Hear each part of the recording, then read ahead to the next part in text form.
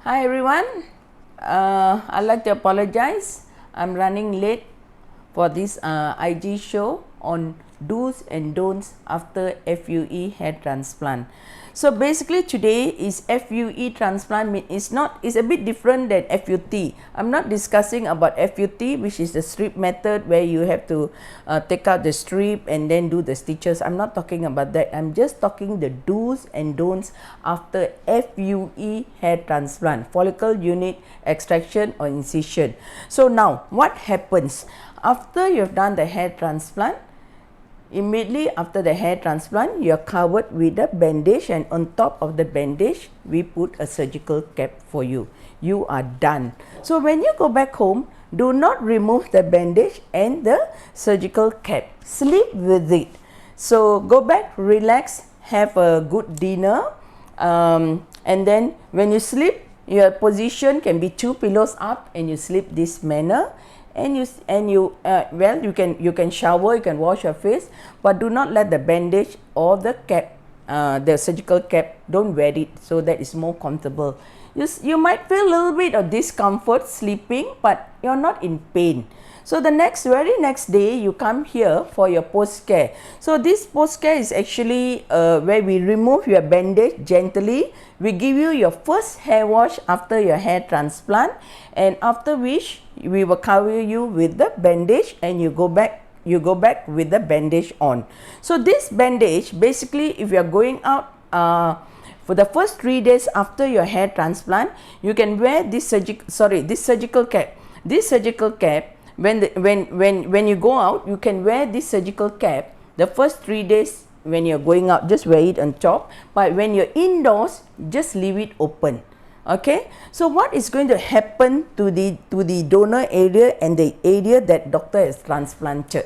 So the donor area, there is small holes because it is follicle unit incisions or extraction, meaning to say doctor has harvest and extract, so there's small holes there inside, and it takes about 2 days to recover and your hair starts to grow. Now in the front, this recipient area, there's going to be scabs all over the area that you have transplanted, and this begin to dry up because there's a blood clot there, and you can see a little bit of the transplanted hair on it. This starts to fall from day 4 to day 10. So during this process, you will feel a little bit of itchiness because it's healing. Both the donor and the front is normal, and you notice that might be kind of a little bit swelling. Swelling is part of the healing. It's not, wow, suddenly doctor, why am I having the swelling? Normally swelling appears on day 3 of the procedure. So you can touch here and you can see a little bit of swelling. And sometimes if you are doing the temporal points here, the swelling can even go up to your eyes. So don't panic. Swelling is part of the healing. So then what happens? Then the scabs try to fall off. Don't go and pick on it, not necessary. It naturally dry by itself and it fall by itself. So what you are given on the day after, 1 day after the procedure, you are given a very special cocktail solution that you spray on the grafts, only on the front, not on the back. So this will basically moist the area so you don't feel so tight. Otherwise, you might feel like so tight and not comfortable because the healing process of the grafts is taking place on your scalp.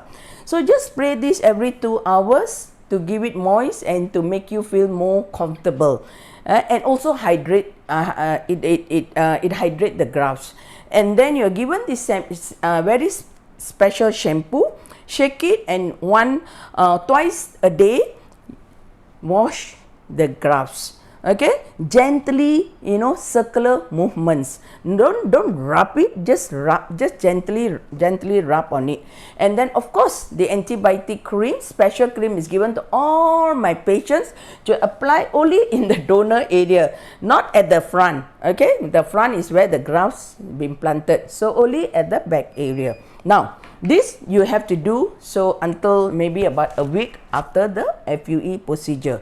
And then what about the do's and don'ts or the other things you can do? Okay, number 1, patient like to ask me, can I exercise? Well, for me, I normally tell my patients to take it easy for the first 2 weeks. When we are doing this FUE, remember, grafts are alive. We take the grafts out, we put them in a chiller, and then we put it back into your head, into your scalp again.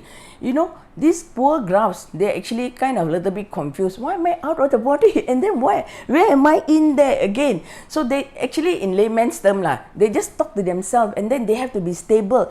They have to understand and realize they are in the same body, in the same nutrients, the same blood supply. So they will take about 3 days to be stabilized, and that's why the first 3 days is kind of very crucial. I tell my patients, if you can, you stay home, watch some TV or do work from home. Okay, all right. So then when it comes to exercise, I will tell them maybe for 1 week avoid exercise, and then for the next 1 week you can do kind of a little bit light exercise. I don't really recommend to carry heavy weights for the first 2 weeks after the procedure. Okay, so that goes on the exercise. Now, I don't want the patient to go direct under the sun for the first 2 weeks. So if you're a golfer, I think I will highly advise you not to play golf for the first 2 weeks after the procedure. Okay, so that's quite important for direct sun on the grafts, because the grafts are just so fragile. So after about 10 days, when you realize that there's still a lot of scabs there who's not fallen off naturally, then what you can do, you can take a wet towel, okay, so gently put it on your scalp and gently massage. So some of the dry scalps are kind of a little bit of stubborn. They don't want to fall off by itself.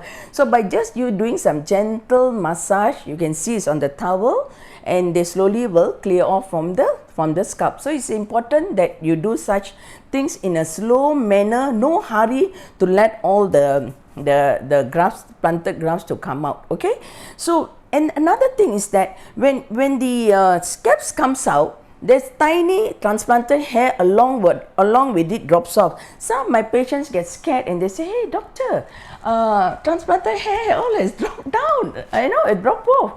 I'm getting worried." I said, oh, that is the top part of the transplanted hair that I have transplanted. Actually, is basically like that. A transplanted inside is like tanam rambut. So we plant the hair inside. So the superficial hair actually don't have the nutrients and don't have the blood supply, so it drops off, and what is going to grow is from inside, where it's not visible by naked eye for the first 3 months after your procedure. It's from down, it grows and it comes out. So it starts to be visible 3 months onwards. It's like, it goes on the graph 3 months, little bit, 4 months, in the caliber, in the diameter, and the weight. Hair has weight, so it becomes stronger. So initially it's a bit curly, and then it becomes a bit straight, and it slowly gets the volume get better, and you can start appreciating the transplanted hair. So the do's and don'ts are there. So let me check and see, because have I told you everything? Okay. Some patients will complain, doctor, is painful. We do give some kind of a medication to if they feel in pain. Some of my patients take, some of my patients don't take because they don't feel any pain. So so it is manageable. Okay, all right. So like I told you, edema, a swelling is there, so it's part of the healing, so nothing to worry about. If we do have it, about 5-6 days the swelling will subside. And then sometimes a little bit bleeding is there, which is normal because these grafts are alive. So the bleeding a bit is good for you to see that it's alive and there's bleeding. I don't want to do a procedure where there's no blood at all. So don't panic when you see blood. Okay, and then of course the crusting, the scabs I told you will dry up and it will drop out slowly. Don't go and pick on it and take it out. And then sometimes after during the hair wash, you may see one or two grafts may come out. There may be a displacement of the graft, which we at hair transplant center, my nurses will put it back for you. It may happen, but very rare to tell you, but can happen. Sometimes patient will come back with hiccup. They got hiccup. It is one of the rare cases that we do see patients with hiccup because of irritation of the phrenic nerves there, and we have some medications for it. So don't panic suddenly you get hiccup. Just inform your hair transplant doctor that you're having some hiccup and it can be well taken care of. And then sometimes itchy. Yeah, itchiness is something very common if we do a lot of grafts. Let's say if we do 3,000, 3,500, 4,000. So itchiness comes with the healing at the back and the front. So many of my patients, they complain of itchiness, and then I tell them it's common because it's healing, and sometimes I just give them some medications and they actually quite happy with that. And then sometimes there's pimple, some small pimples or folliculitis happens, and that also is quite common. So if it's very small, they okay, just press it out and take it out. But sometimes if there's kind of a little bit more, just cover them with some antibiotics. I think that will be fine. Well, and sometimes some patients complain of kind of little bit numbness. Doctor, this part I don't know, no sensation lah. Nothing to worry. That is also part of the downtime of a FUE hair restoration. So the numbness may be there for 2 weeks, 3 weeks, or max about 1 month. Then you realize suddenly when the patient come, you ask them how is it, they say no, I don't feel that any more of the numbness. So all these are the small things that you feel after a hair restoration, and nothing to panic about. So basically I've covered today's topic is just the do's and don'ts after FUE hair restoration. So thank you for watching this small video of mine. I will do some another interesting topic in my next IG show, and thank you for watching. Okay, bye bye. Thank you.